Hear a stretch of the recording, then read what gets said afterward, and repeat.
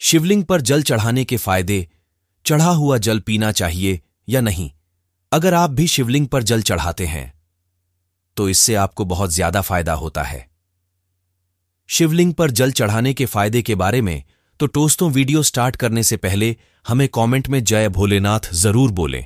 भोलेनाथ, तो चलिए स्टार्ट करते हैं। वीडियो 1। शिवलिंग पर जल चढ़ाने से आपकी कुंडली में जितने भी दोष मौजूद होते हैं, आपको उन सभी दोषों से मुक्ति मिल जाती है।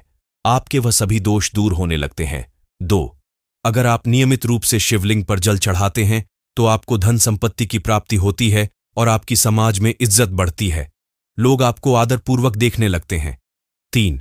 अगर आप सोने के शिवलिंग पर जल चढ़ाते हैं तो इससे आपके सारे कष्ट दूर होते हैं और आपको शांति मिलती है। 4। शिवलिंग पर जल चढ़ाने से आपके घर में सुख संपत्ति और धन तो आता ही है, साथ ही साथ आपका शरीर पवित्र हो जाता है। शिवलिंग पर चढ़ा हुआ जल पीना चाहिए या नहीं?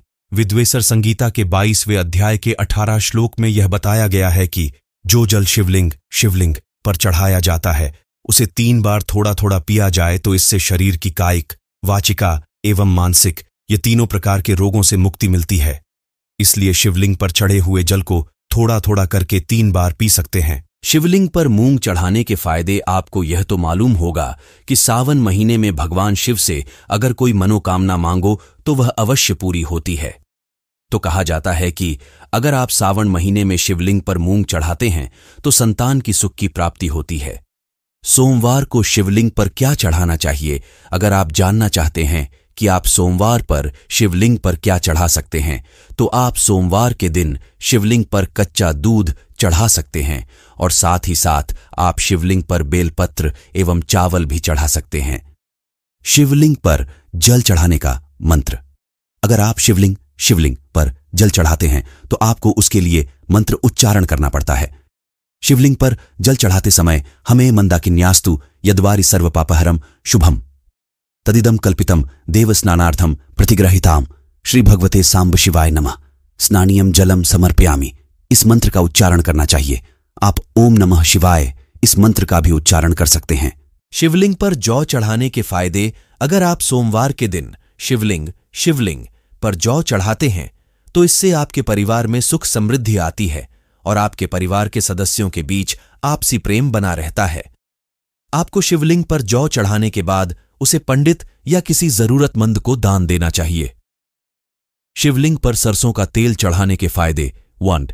आपको कानूनी झंझट से मुक्ति मिलती है एवं आपको वित्तीय समस्याओं से भी मुक्ति मिलती है। 2. आपके शत्रु कम होने लगते हैं और आपको अपने शत्रुओं पर विजय भी प्राप्त होती है। 3. आपका शरीर पवित्र एवं स्वस्थ होता है एवं आपके घर में सकारात्मक ऊर्जा बनी रहती है। शिवलिंग पर घी चढ़ाने के फायदे। अगर कोई व्यक्ति शरीर से कमजोर एवं दुर्बल है और अगर वह शिवलिंग पर सावन महीने में देसी गाय का शुद्ध घी चढ़ाता है तो उसे अपने दुर्बल शरीर से मुक्ति मिलती है और उसका शरीर हष्ट-पुष्ट बनता है। शिवलिंग पर गेहूं कैसे चढ़ाएं? शिवलिंग पर गेहूं चढ़ाने से आपके संतान को सभी समस्याओं से मुक्ति मिलती है एवं उसका जीवन सुखमय होता है। शिवलिंग पर गेहूं चढ़ाने के लिए आपको शिवलिंग के इस गेहूं को किसी पंडित या जरूरतमंद को दान देना है एवं उसे भोजन करवाना है। शिवलिंग पर केसर चढ़ाने के फायदे। कहा जाता है कि भगवान शिव को केसर बहुत ज्यादा पसंद है, तो अगर आप सोमवार को शिवलिंग पर केसर वाला दूध चढ़ाते हैं तो इससे आपकी सारी मनोकामनाएं पूर्ण होती हैं एवं आपकी विवाह से संबंधित जो भी समस्या है वह भी समाप्त हो जाती है। शिवलिंग पर काले तिल चढ़ाने के फायदे। अगर कोई व्यक्ति आर्थिक रूप से बहुत ज्यादा कमजोर है तो अगर वह सावन माह में शिवलिंग पर जल में काले तिल को डालकर शिवलिंग पर चढ़ाता है तो उसे इस समस्या से मुक्ति मिलती है।